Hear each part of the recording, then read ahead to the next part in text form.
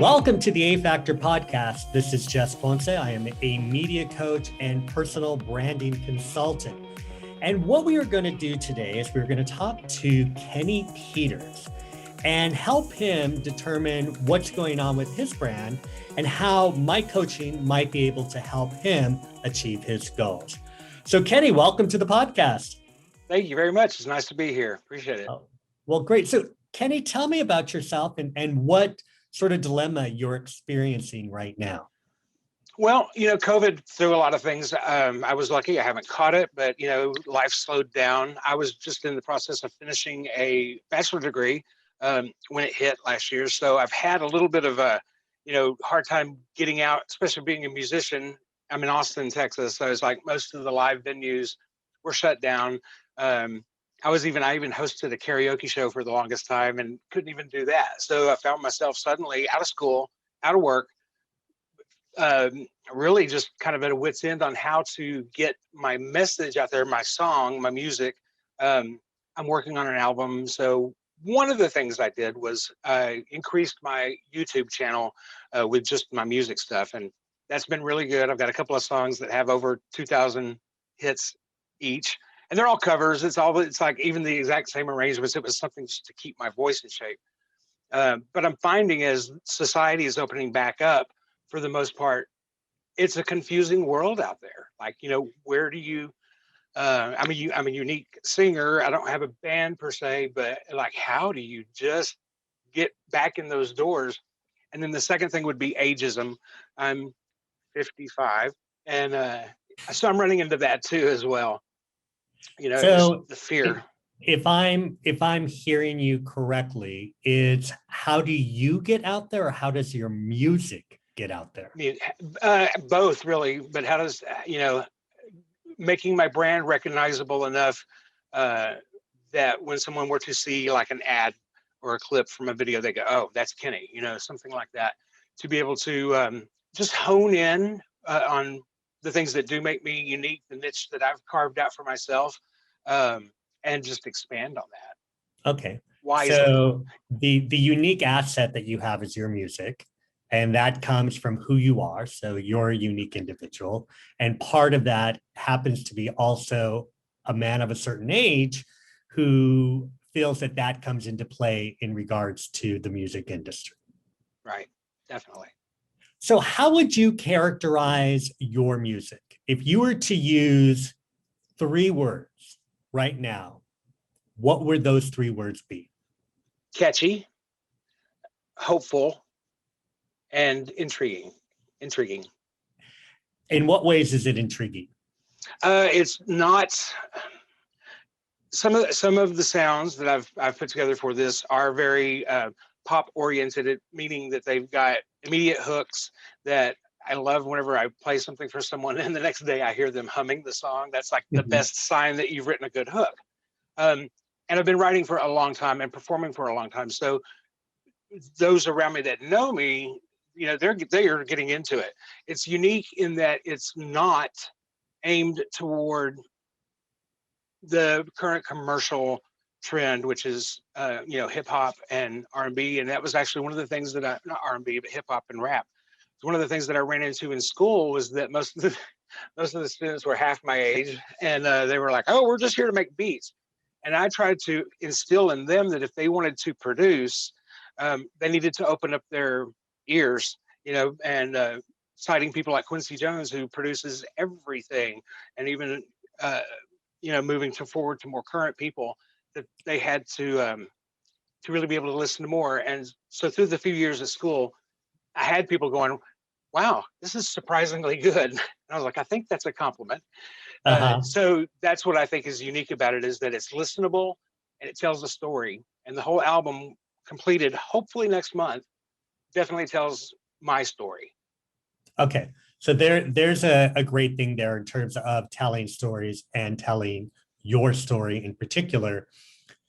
If you were to describe your music as a person, so characterize your music is a 30-year-old male, guy living in a suburban area going through trials who wants to better his life, is recently, divorced and with no kids, kind of journeying through what happens. And in that experience, he feels deeply emotion, sadness, and then sometimes joy and all of these different things. I don't know if I've described your music specifically, but if you can characterize your music as an individual, I'd be curious to hear what that's like. That is probably one of the best questions I've ever been asked in my entire life, really. People who would get to know that 30-year-old, they would say, he's moody. Well, great. But he's usually happy. Tell me, if your music was a person, what would that be like? Or what would he or she be like? It would be a very hopeful person, affected by things that happen to us in life, and it takes a while to get them like sorted out. For instance, like this album starts off with a song. Okay, don't describe the music yet. Describe the music as a person. So I want you to stay in the person. Reflective, the power of examining what you have lived through. And, when you start getting up in age, even at 30, you've lived through some things. And the ability to convey those emotions in both words and sounds, that's what that person would be like. People would say, gosh, he's so interesting because he's got so many stories to tell. He tells them in a unique set of words. If you can tell, I like to chat. So it's like, it would be a chatty person, but also someone who's able to be very reflective and very sincere in the emotions that they trade. Okay. So my listening in that is the music is optimistic, thoughtful, story driven, somewhat gregarious, but also with live, with life experience. Yes, that's in a nutshell. Great. And tell me about the stories. What stories are revealed in your music? So one of the things that I love about this album is that each song is a piece of me. So it starts off with a song called Little Me. I had this wonderful idea about, God, if I could go back to myself at 10 years old and say, hey, little me, these are some things you need to know. Keep going on. But I know that I also wouldn't listen at 10 years old. I'd be like, who's this creepy old guy coming and talking to me or whatever? Because you have to learn those lessons yourself. So I wanted to put that into a story. And so that's what that song is about. And one of the best lines in there says, don't run from yourself when you find yourself, because you can only trust yourself. You can be free when you be little me. And it's very catchy, it opens the album. But then it moves on to a song about child abuse called No Father. And that lyric is, to the chorus is, no father, I didn't know, Father, that you were no father. And it's very serious. That was the first single that came out several years ago from the album. And my friends that know me for singing love ballads and, soaring, themes, all said something like, number one, I'm so surprised that this was in you, but it's so deep. And that one's available out, on the internet. And it's very serious and got some really good responses from people, but people were listening. But then it moves on from there to a song called It's All Right. That's about falling in love. And it's very easy going. Like every time I hear it, I want to have the windows down and be driving along the Santa Monica freeway, the wind in my non-existent hair, and just enjoying that sound. And it is reminiscent of, as far as the vocal patterns, Carpenter's, which was Karen Carpenter was like my first musical, love when I was 5 years old. So, and then it moves on from there to a song about my mother called Grace. And then there's a song about bipolar disorder and living through that, because I was diagnosed in 2008 with bipolar. Didn't know what was going on. I knew things weren't right. Fortunately, I got really good help with a counselor that I still see 13 years later. I call her the Oracle. Uh, and that song is called From My Mountain. And I just released it last month. And I actually sent it for National Mental Awareness Month to Glenn Close's organization that she's put together, and gave them the song to be able to use. So this, Yeah. sounds amazing, the stories that you're able to tell through music. And almost, or is it autobiographical? Yeah. Yeah. Are there any pieces or any songs that aren't about you? Well, it's not that the songs are necessarily about me. What I felt when I started writing this was because I had come through some really difficult times around 2014, and like all the lights went on. And I thought, God, I'm very verbal. I write a lot online, and I love talking to people about real things. And I got to thinking, gosh, if I'm feeling this, I know I cannot be the only one that's feeling this way.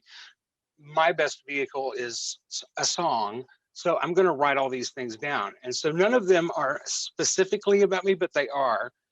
It's just the journey, the musical journey that I've been on to this age. And hoping that those songs can touch somebody else. And we can replace musical journey with personal journey, or Absolutely. Emotional journey. And so I think that's important. And I want to get back to that. Let's take a left turn slightly. How would you describe yourself?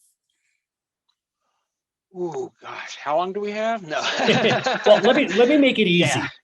If somebody were to walk away after spending 2 minutes with you, what are 3 words they would use to describe you? Talkative, honest, genuine. One thing I've always said, I don't play political games. I don't play like people games. It's like nobody walks away from me going, I wonder what he thinks of me. It's kind of like it's a real experience. Okay, so talkative, honest / genuine, because I think those are very similar in the way that you're using them. Can you give me a third descriptor? Funny. Funny. Okay. And funny means like a prankster, somebody who has an optimistic point of view, somebody who is positive, somebody who doesn't take things seriously. Can you define that a little bit more? Somebody who is optimistic, for sure. I'm the world's worst optimist, the best optimist. I choose to try to always see the positive side of things, because there's so much going on in the world that just keeps clamping down on itself. It just doubles and doubles and doubles.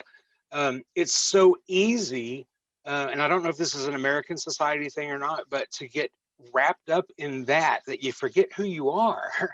And that individuality of everybody is what we have to share. So my thought is shine it. Perfect. And who would be the person that would like your music? Usually female, usually 30 and up, 30, 35 and up, because they'll listen. They're the generation or whatever that will actually welcome non-rap or hip hop music and actually listen to it. And it's not country, but that whole, like the pop leaning side of country music, that demographic is pretty much where my stuff has landed when I've been able to measure those things. So older millennials and Gen X who have lived some experience where it's not just about the beat. And I will equate the beat to be having fun, going out, drinking, partying, doing all these things that we do when we're in our 20s. Yeah, I remember those days. Yeah. Where, if we look at the beat, as you mentioned a moment ago, that's what that represents. Yes, I can see that. So I'm going to share with you my assessment of the things that we've talked about so far. And hopefully this will guide you in terms of fine-tuning how you speak about your brand. Because before we go to how you get out there, I think it's really important to identify what are the assets that you are speaking about. And when I say that, I mean more than just the music or album or whatever. What emotional thing are you providing? Right. Is it a a cathartic thing? Or is it an experiential thing? Is it a connection? So I think you've said a lot of really rich things. So optimism happens to be a big word that applies to both you and to the music. You also are heartfelt in terms of storytelling. And there is a belief that you can get through this because you've lived through it. And the people who will enjoy this are people who themselves can relate to your experience, because the truth in reality is that I don't have to have gone through the same experience you have to feel that same thing. We've all gone through it. I agree. So if I were to put this together, your music is an optimistic view of the world that tells stories of one individual who is a survivor, who's gone through all these incredible things, who wants to help inspire other people. That's absolutely it. Yeah. Yeah. And I say that because that sentence or that phrase, or however you end up writing that out, should be your anchor. Okay.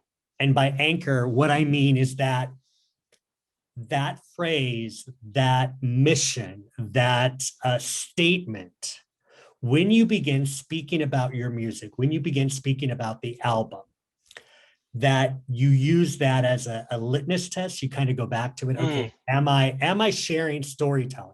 Am I talking about the optimism? Am I talking about, lived life experiences? Because when you said to me right now about little me, and don't run from yourself when you find yourself, that's a powerful statement. You have to get me there, right? Okay. And get me into the tent to hear those lyrics. Now, if you were to say that to somebody who's more concerned about the beat, they may not get it. But you've already identified that somebody who is a little bit older, who's gone through some life experiences, who is, either, millennial or Gen X, right? And we have to remember that, Gen X has gotten older. So we always used to think Gen X as 35. Well, 45 plus or whatever. That these are people who've been in their career, who've been married, maybe divorced, have kids, don't have kids, found a partner, not found a partner, in love, out of love, had jobs, lost loved ones. I mean, very rich experience. And so that statement and using those keywords are going to be helpful in you describing your music.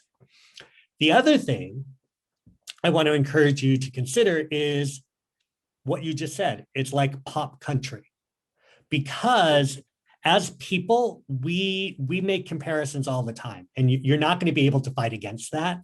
When you describe a show, it's like Jimmy Kimmel meets, All in the Family.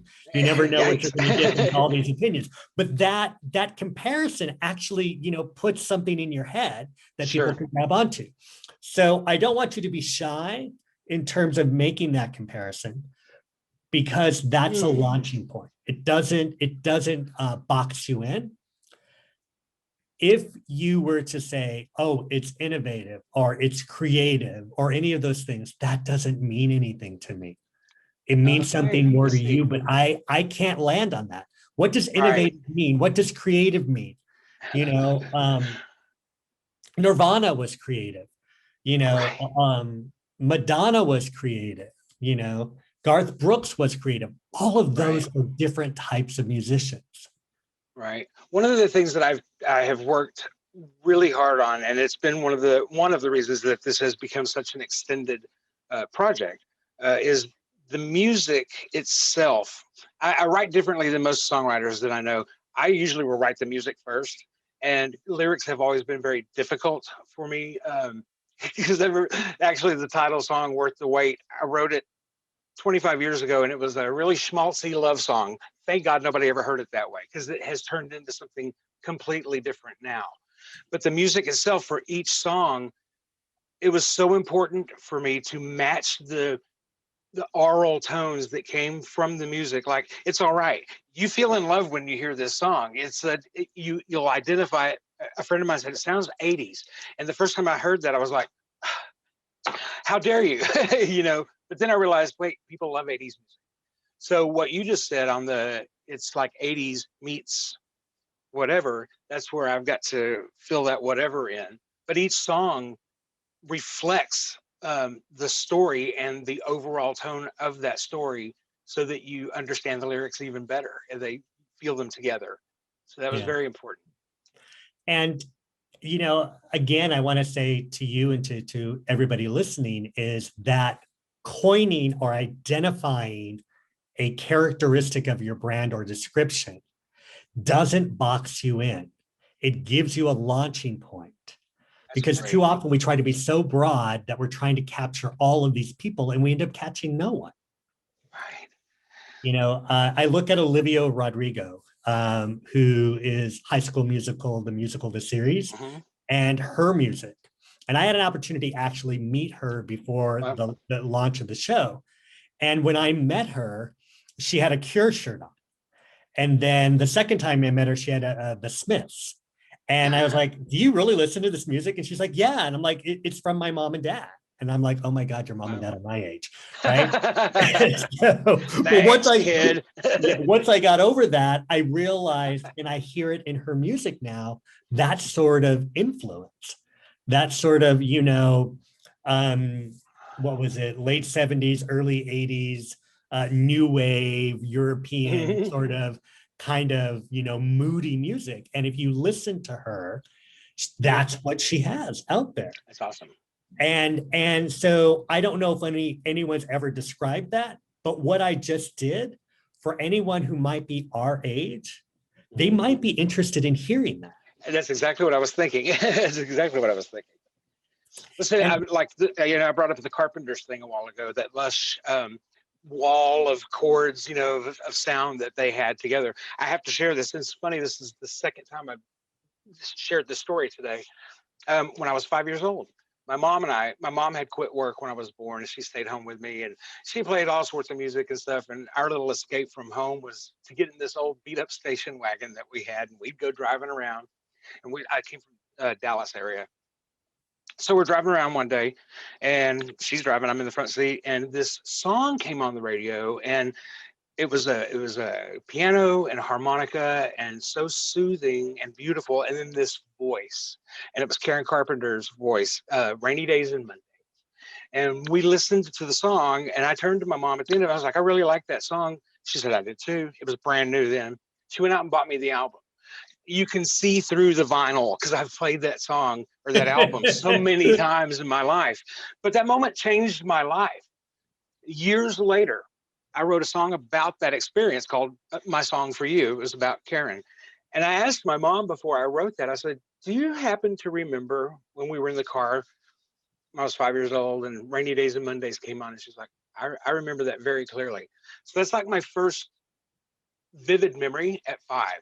And that whole feeling of how music can affect you, and people talk about it all the time, it instantly brings back memories. It instantly brings back thoughts of a person that you were in love with, or sometimes somebody you couldn't stand, or something that you went through.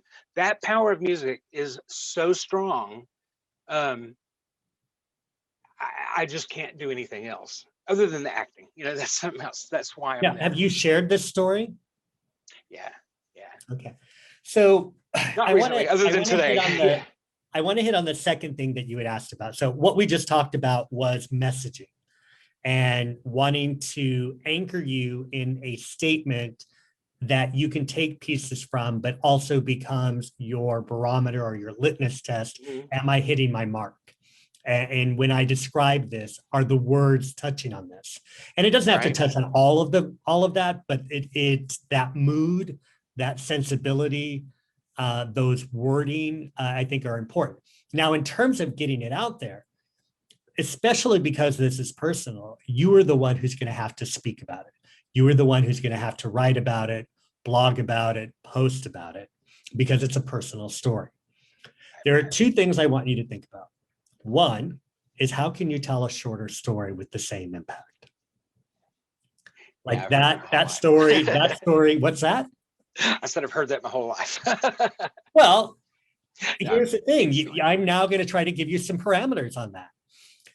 One is when you think about what social media is out there, think about things being 60 seconds, or even 15. Think of like 15, 30, and 60, Sure.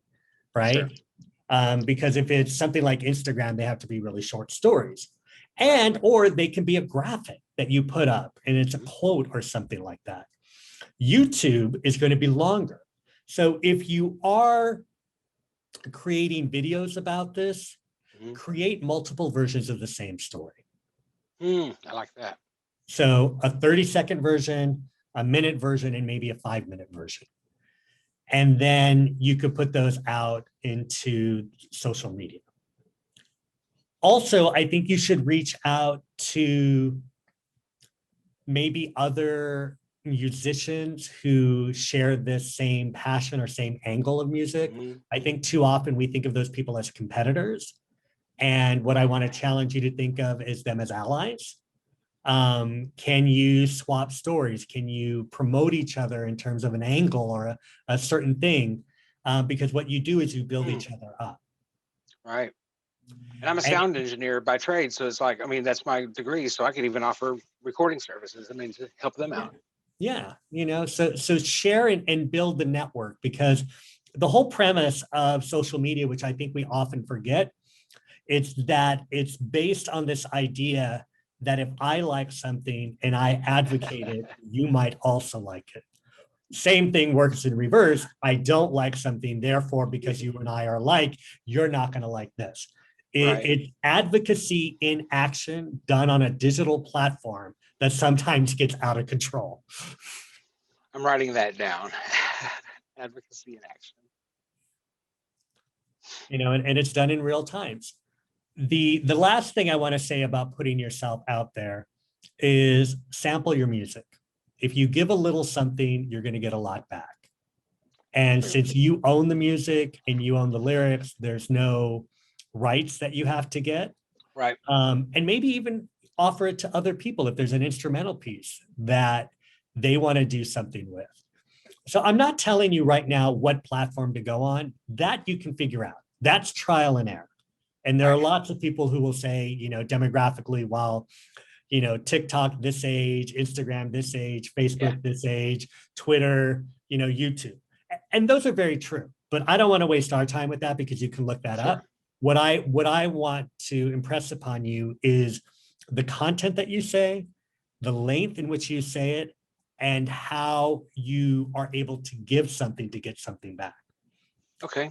When you are telling your stories, think of the A factor. And there's 3 simple A's. Who's the audience? What is your agenda? And what's the call to action? So the audience, who am I speaking to? I am speaking to women over 30 who've lived a little life experience. What's my agenda? I want to share my story with them because I think they'll be able to relate to it. What's my call to action? Buy my album. Right. Go to my website. So think of this simple A factor formula when you begin thinking about how you're crafting either your social media, your storytelling, or interviews. That's excellent advice. Thank you very much. Because I've been on social media for a long time, and when I started this project, I'm still gung ho, but I was like, I'm doing an album, and that's been out there for a while now. So I've joked around that I picked the best possible title worth the wait, because it's been a wait. I've even thought about changing the title, but now I wouldn't if I could. I know in my heart that when this is finished, and especially since I mean, yeah, of course I would love it to sell, but I think anyone who listens to it is going to be touched in a way, not just that these things happen to this guy, but that they will find something in there, probably several things that make them go, huh, I never thought of it that way. And And push that them and forward. that is the power of your art. And it's challenging for all of us creatives out there, myself included. Like when I was writing my book, like my head begins to spin. And should I tell this story or that story? Or how do I turn the phrase here? Or in what ways is this catchy? Or even the, the negative aspect of it. Oh, I don't have anything to say. That isn't important. Who gives a shit? All of these things that go through our minds. And so my hope for you and for anyone out there listening is get to the core. Think about the statement that is heartfelt or emotional or excitable that really describes your work. And then think about how you can tell that in a more detailed story using the A factor as the model to do that. That's really So wonderful. I really appreciate you joining me, and your homework is write out that sentence, even if it's a paragraph, and then you and I will work on that. Okay. I will do it. I will do it. Thank you so much. I really appreciate it. Lots of great information. Thank you, and you're welcome. And before we leave, I want to be able to promote your music. So tell us your website or however we can find out more about you. I'm on Spotify, Kenny Peters. I'm also on Reverb Nation, and singles from there have gone very well, all the way up to number 2 on the Austin Pop charts. And then kennypeters.com, and for the music, worththewaitproject.com. That's it. Awesome. Well, thank you, Kenny. I look forward to hearing more about your success and listening to your music. And for everyone out there, remember that for me, you can go to JP3 Global Media for more podcasts like this, more blogs, and lots of other information. And until we chat again, I hope you're all doing well.